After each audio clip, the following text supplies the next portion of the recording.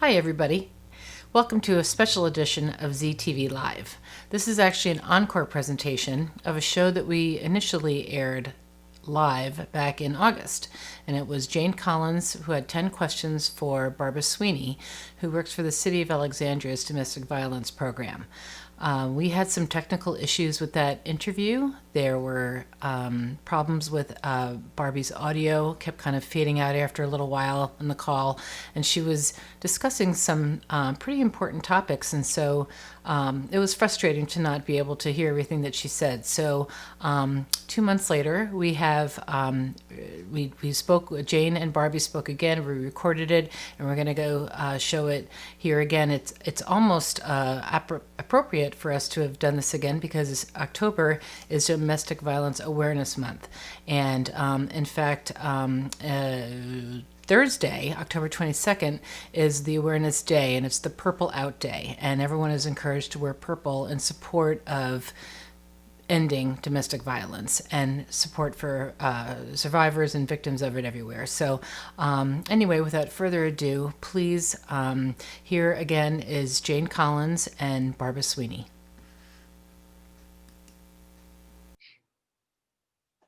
Hi, thank you, Susan, and thank you, the Zebra, for allowing us to have one last and very important 10 questions. And this time, we're talking with Barbie Sweeney, who runs and I know there's more to what you do, Barbie, so please correct me because I'm not sure I'm going to capture everything you do.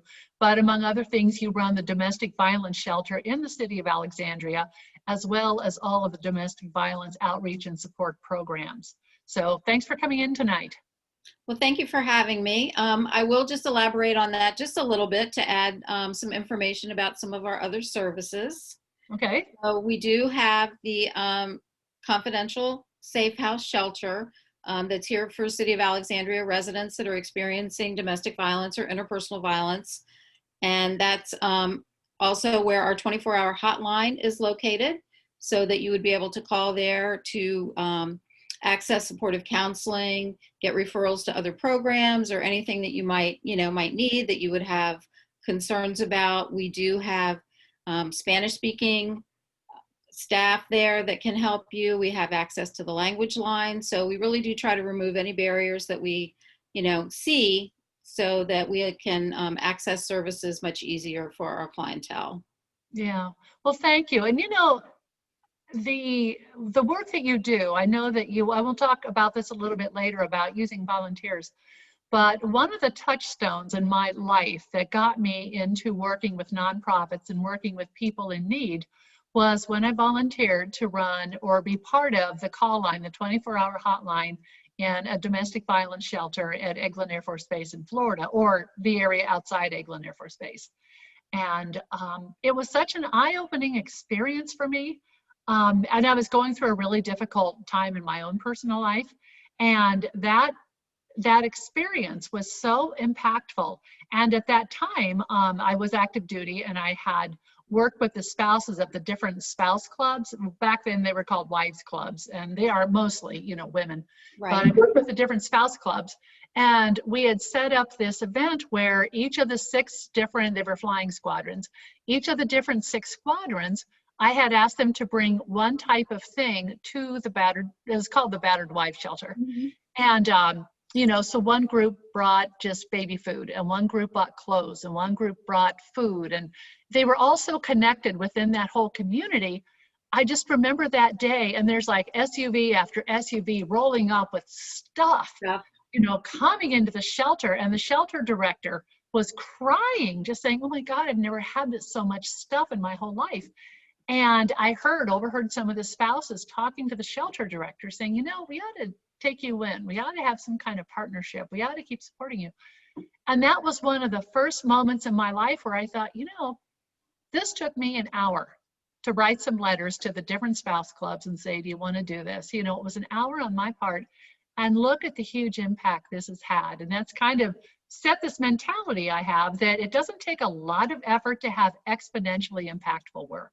Right. No, you're so right. And I actually started out as a volunteer as well at our shelter many, many years ago. And I very much had the same experience. And we're still seeing that now, whereas the city of Alexandria is such a generous place. You know, we get support from all kinds of different organizations, both, you know, private nonprofits and other city agencies, individuals. And it's so varied from, you know, the churches and synagogues to, you know, a motorcycle club that contributes to our children's holiday party.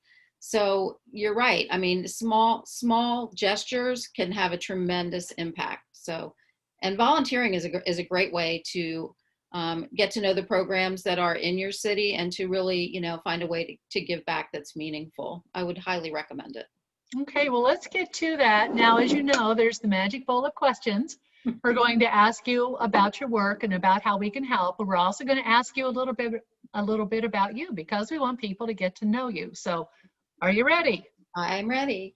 Okay, well, the first question is, I feel like I'm going to win something, but I know I'm not.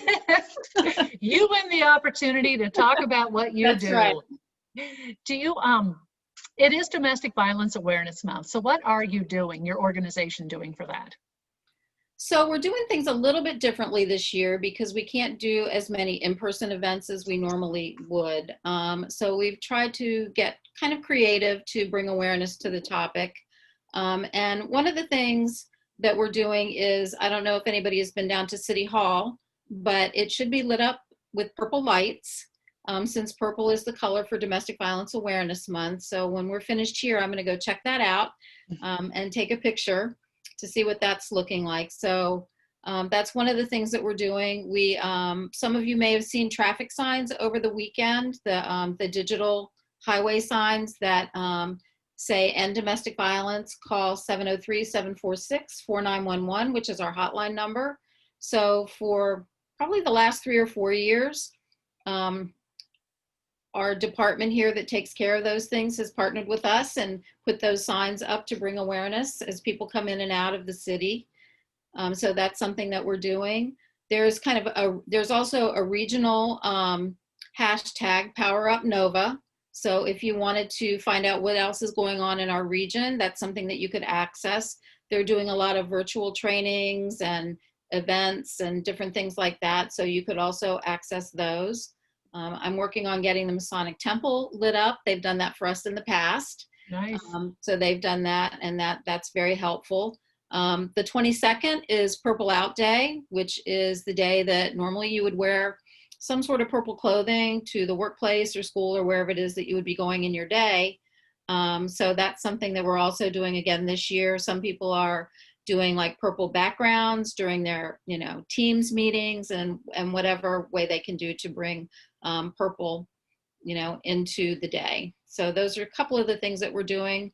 Some of the things that we normally would do in the past, like we would do a dog event at the dog park where we would be passing out purple bandanas and literature about the event, the connection between animal abuse and domestic violence. We're unfortunately not able to do that this year.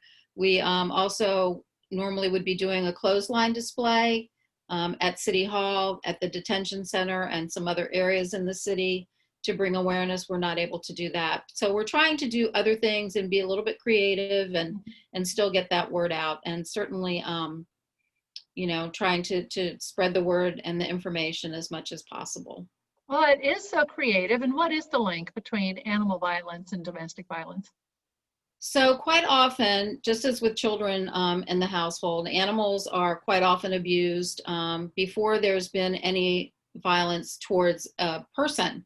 And so in the city, we have a cooperative agreement with our animal control that if they go to a home in response to a call for like an animal welfare type call, that they would contact our program if they suspect that there is some form of domestic violence that may be going on, or they feel that somebody is in need of supportive services, or just kind of trying to figure out maybe what's happening in the home. Similar to like a CPS involvement, whereas it's better to intervene early on to get information out to that individual, to know that there are services available. For example, if someone is reluctant to leave an abusive relationship because they have pets in the home, we can help them find either temporary foster care for them through our Animal Welfare League, or they will house them there so that they can come into our shelter if they need to. So there are a lot of things that that can happen to kind of, again, remove another barrier to keep someone from leaving. We also can encourage them to put their pets on protection orders when they go into court, because they are quite often, unfortunately, a target for violence in the home. I know that if somebody were to harm my animals, it would just make me crazy, and I would never like leave them there because I would be afraid of what would happen to them. So that's one of my personal kind of passions that I've worked very hard to bring that awareness about. Well, that's such a good ad, such a good benefit. And I'm not sure if anybody has really, well, I haven't thought about the animals. And you brought up two things. First of all, the animals may be abused as well. And secondly, people may not want to leave an abusive relationship because of the animals. Could you give us again the number to call if there is if somebody wants to report domestic violence? So obviously you would call 911 if you were in Sure. immediate danger. But if you were looking for supportive services or shelter, you would call 703-746-4911. Okay. That's our 24-hour hotline number. Okay. And if you suspect somebody is a victim of domestic violence, like a neighbor, a relative, a family member, somebody, what would you look for? What are the signs? So the most obvious signs would be physical injuries that really can't be explained, bruising in unusual places, or if you notice, frequent bruising on someone, if you notice that they may become more withdrawn and start to self-isolate and not socialize as much, associated perhaps with, depression and anxiety, some things along those lines, if you notice that that's out of character for them. If you've witnessed behavior between partners that appears to be controlling in some way, or you just get the feeling that something's just not right here, you can certainly ask the question. Sometimes you kind of have to go out on a limb, and say, is everything okay with you? Is there anything that I can help you with? Sometimes people are just waiting for that question to be asked. And so I would always recommend that you do that. If it's a family member, they may be reluctant to share that information. And if you're getting that sense, it's always good to be able to just say, well, I'm here for you. If you decide that you need help in some way, I'm happy to do that.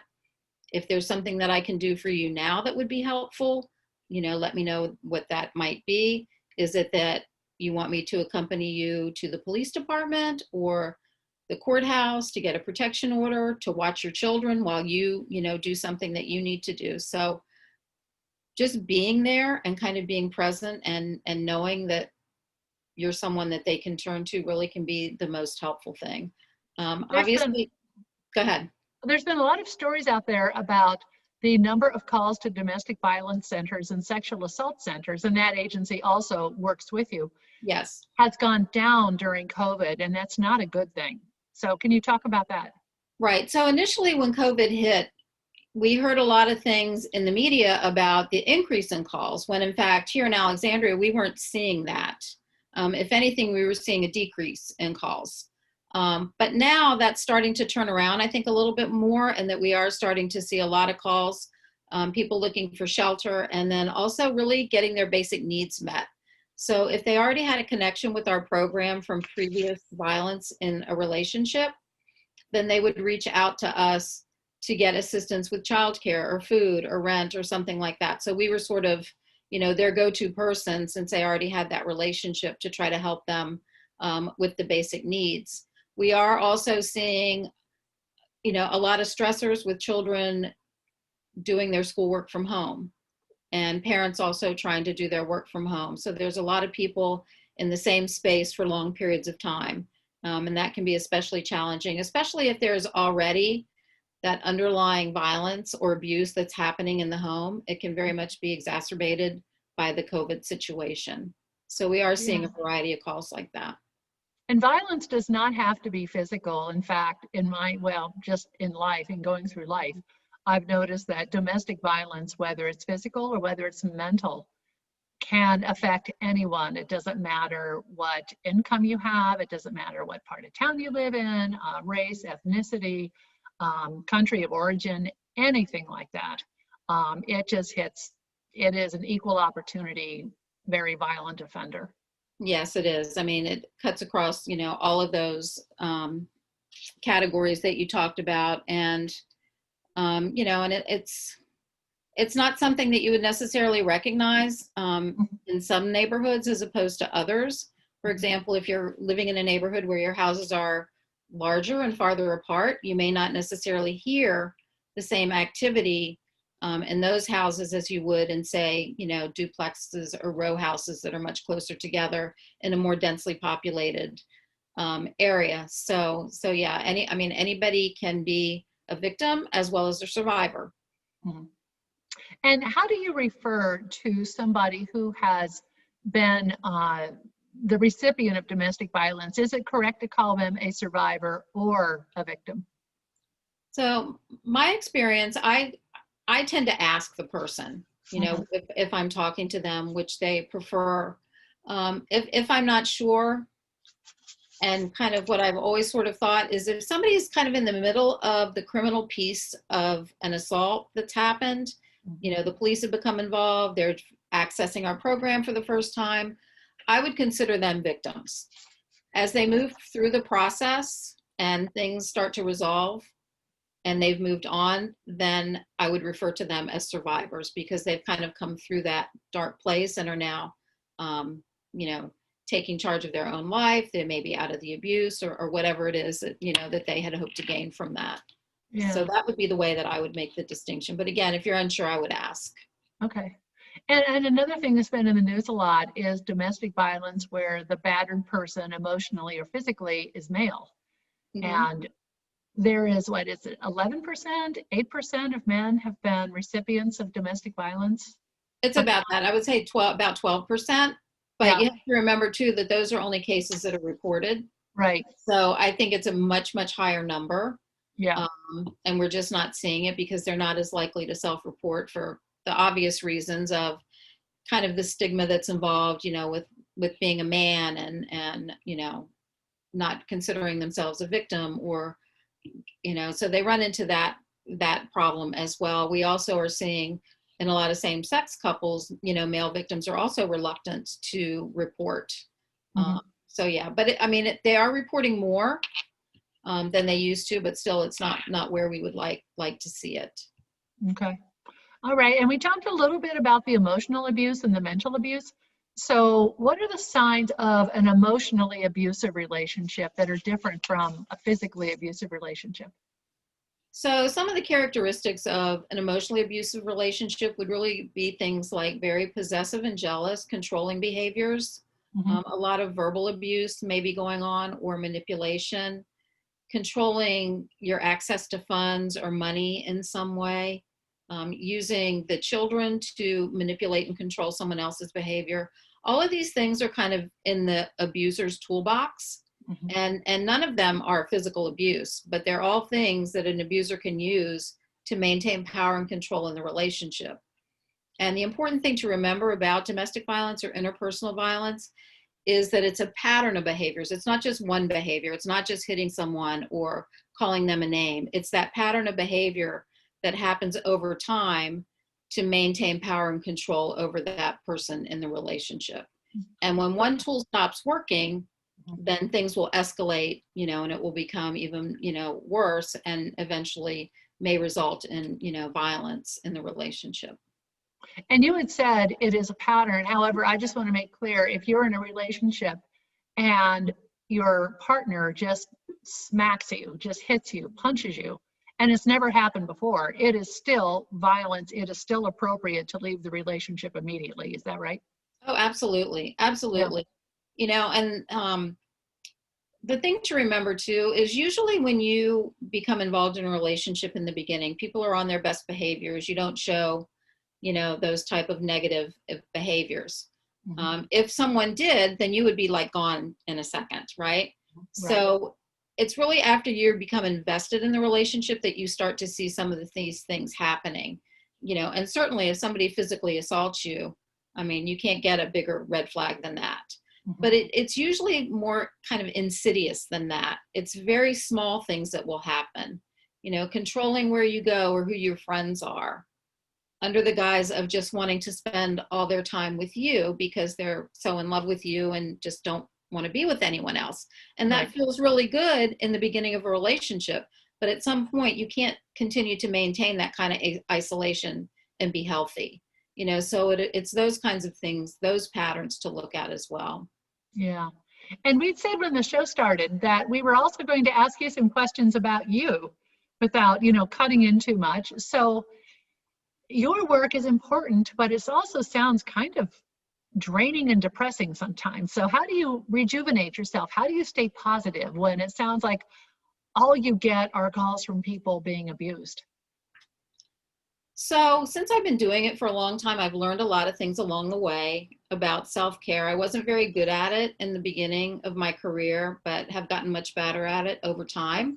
Mm-hmm.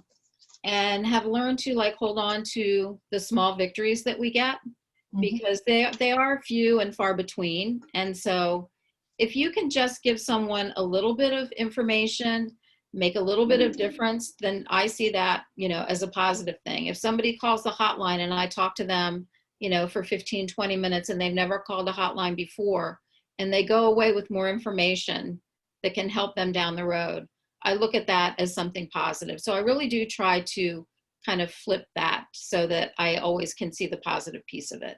That's not to say that sad, negative things don't happen, because they do. And I know that that's a part of the work. I also am careful about what I do in my free time.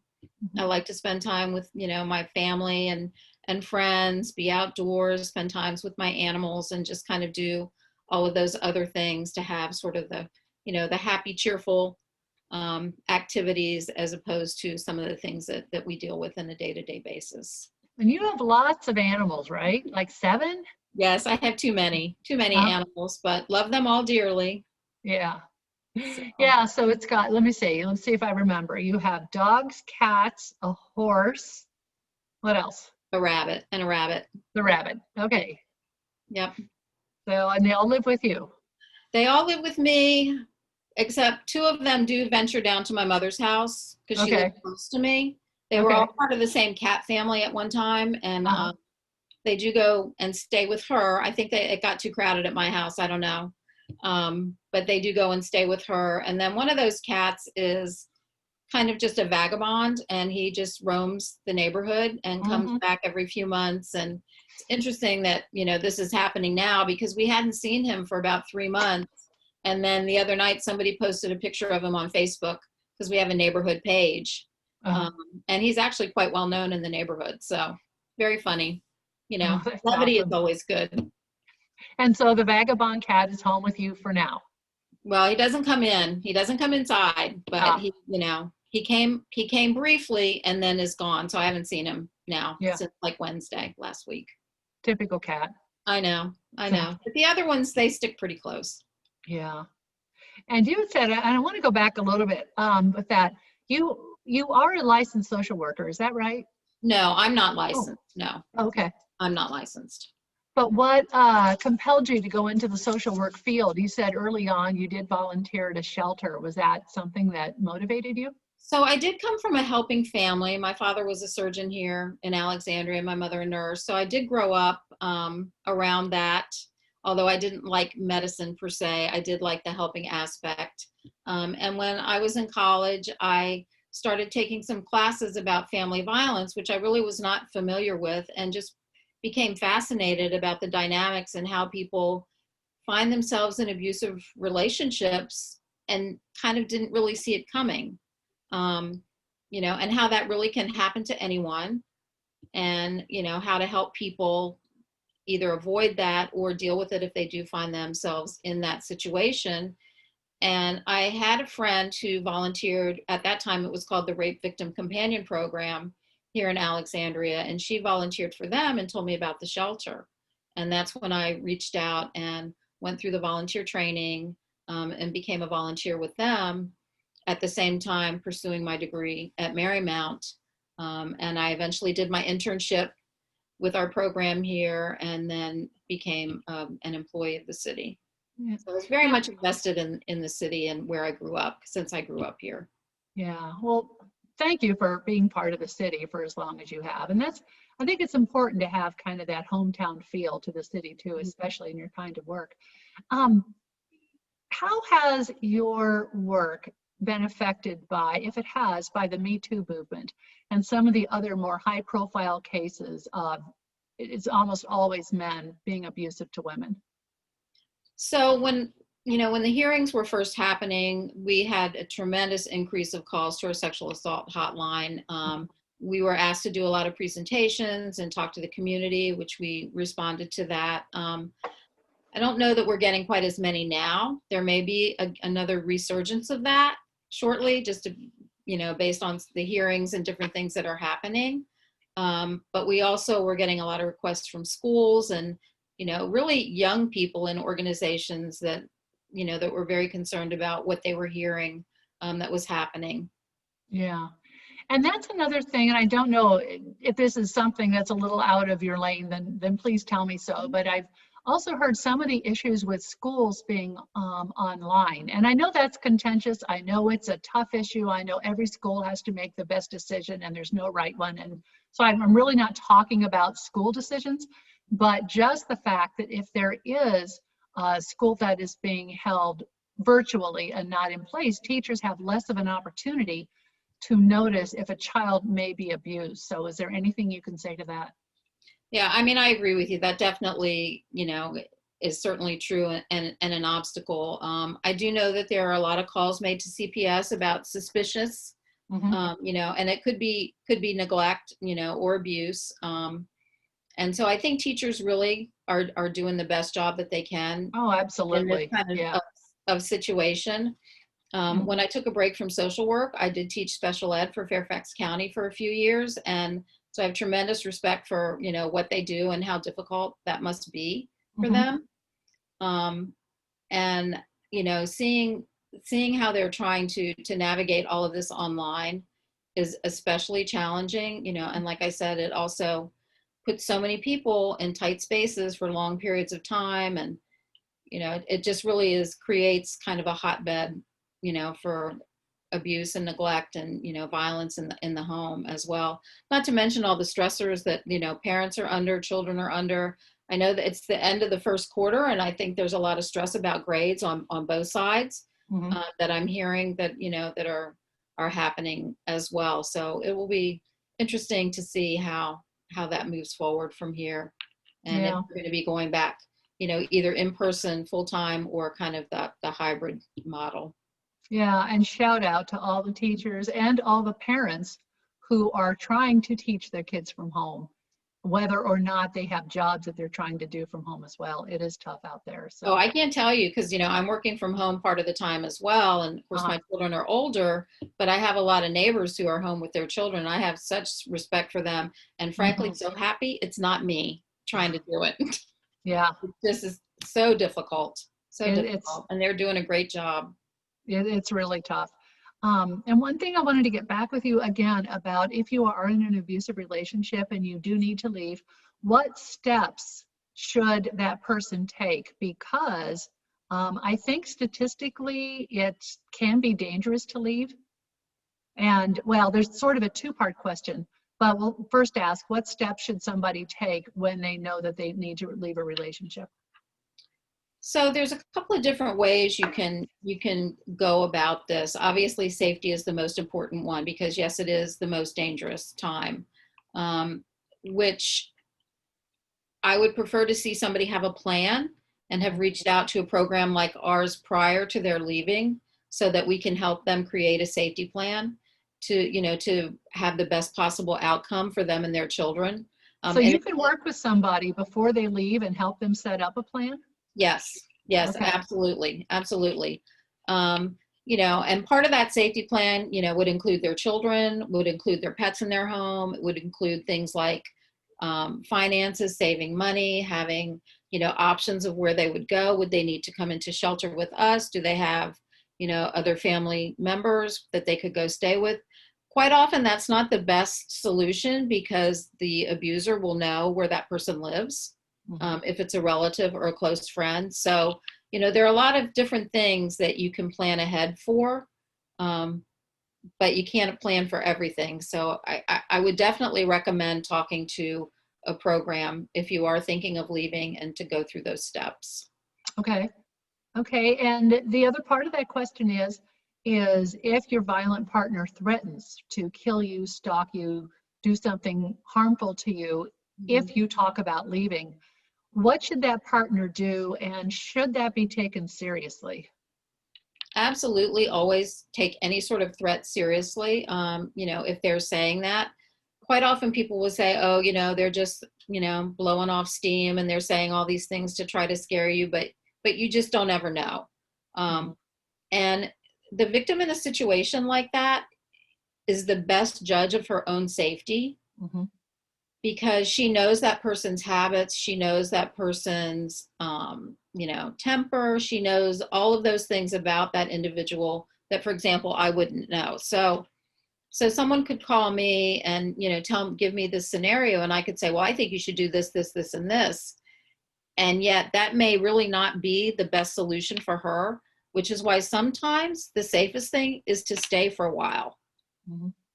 Which sounds, I've never heard of that. right, which sounds, counterproductive, but it may not be the best time to go, because it is such a dangerous time. So if somebody's telling you, no, I really think he would do this or he would do that, then I need to listen to that and help them make a plan according to what they're telling me and what they think is going to be safest for them, because they're the ones that know.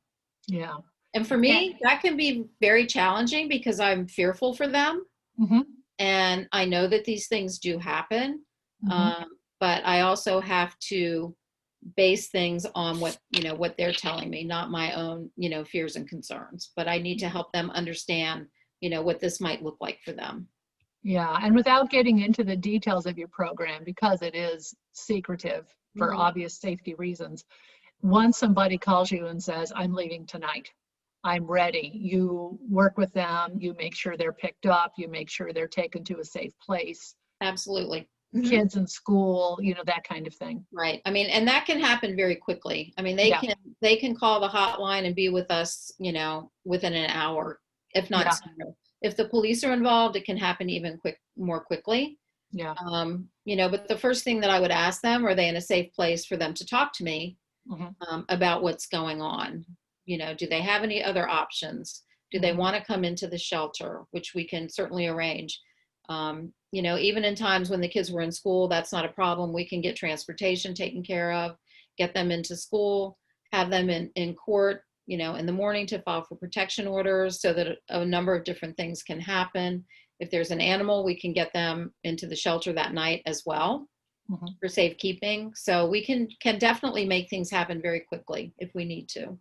Okay. And what is the emotional impact of being a victim or survivor of domestic violence? So really the emotional impact lasts a really long time. Yeah. So it's not the bruises necessarily or the physical injuries. It's the things that people say to us, the things that people make us start to believe about ourselves, the manipulation that goes on, damaging our self-esteem, our sense of self-worth, our confidence in our abilities. If somebody tells you you're a bad mother, bad wife, you're a stupid person, you'll never get a job, nobody will hire you. Those are the things that stick with you for a lifetime, really. Once you become a survivor, you reframe those things. They still stay with you. But you have the ability to reframe that so that, you're not listening to that anymore. You're not believing that about yourself anymore. Yeah. And do you offer counseling, therapy services, referrals, anything like that? So we do have counseling. So when you call the hotline, we provide crisis counseling. We also provide outreach counseling with myself or one of the outreach workers. We have Spanish speaking outreach worker as well, who does a lot of work in the Chiralagua, Arlandria area. So she stays very busy. We also can provide interpreters for other clients if they're, speak Dari or Amharic or another language. We can also do that in like a three-way conversation. So that shouldn't be an obstacle for them. If it's something that requires like longer term treatment, then we do refer them to our CSB for therapy. If it's the sexual assault program, then we do have therapists here that they can work with. But for the domestic violence program in particular, we would refer them out for therapy if it meant, addressing higher needs. Okay. And I just have a few more questions. We're about out of time. Is it true that people who were physically beaten or mentally beaten turn into and become abusers when they grow up? It does happen sometimes. It doesn't happen to everyone. I think it can go one of two ways. Sometimes if it's a male child that witnesses violence growing up, they either can become, very, very aggressive and an abuser themselves, because those are the skills that they've learned. That's the type of communication that they're modeling. Or they can also become very passive and really become a victim because they're not going to engage in that type of behavior. So you can really see it kind of go both ways. For example, if a young girl grows up seeing her mother abused for long periods of time, she may, develop kind of that victim mentality of feeling worthless about herself and not confident, and not being able to stand up to someone. But you also can see that go the other way as well, whereas she can become very resilient.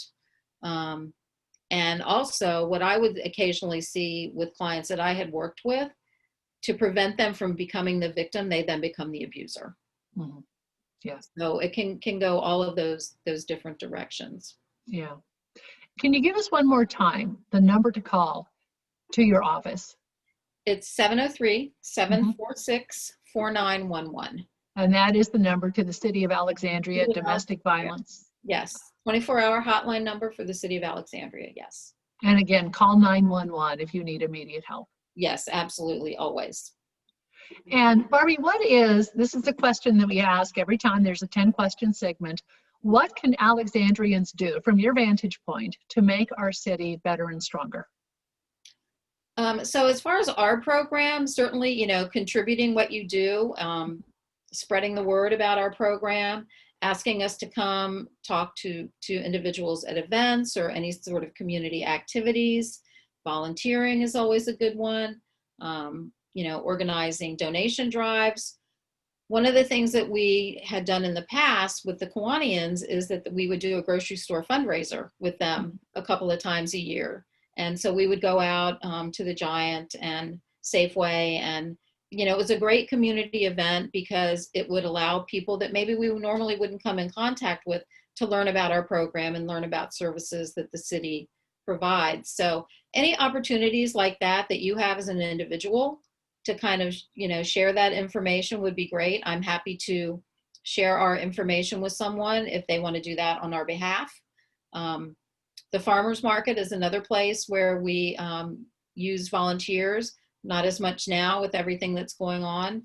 So if you can be creative or you want to volunteer or, anything like that, if you have any questions about what you can do to help us, you can certainly give our hotline a call and we can get back to you.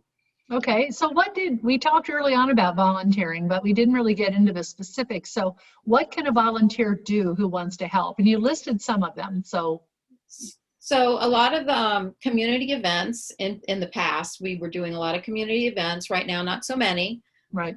That's one way to volunteer. You can volunteer in our shelter, our safe house. And what that entails is covering shifts on the weekends and holidays with a staff person on backup. So you would be the one answering the hotline, taking care of the residents, doing all of the things that staff would do during the week. There's a fairly extensive training for that, about 40 hours of training. And then you would do like on the job training, kind of practicing and get comfortable with that. That's what I actually started out doing. And then we also have training for court advocates to help us with court cases. So a lot of our clients go to court that have been involved with the police, mostly assault and battery cases, some strangulations and some felonious assaults, and then protection orders. We occasionally will become involved in like custody and child support and visitation as well, some civil cases. So we do use court advocates for those too, because there's only so many of us to go around. So it's nice to be able to have volunteers for that also. Okay, well, Barbie, this has been so good. And for those of you watching, this is actually the second time we've done this. We weren't able to air the first one. So thanks for making the time to do this, and especially during Domestic Violence Awareness Month. Is there anything else you want to say? No, I think we covered a lot. And, again, I appreciate you for having me and happy to share information. And, Alexandria is a wonderful, wonderful place to live and work. And I think that we're all benefit from that. And if you get a chance, go see the Purple Lights. Okay, everybody see the purple lights. Special thanks to the Zebra for all of their support. Okay, that's it. That's all I have. Good night. Thank you. Good night.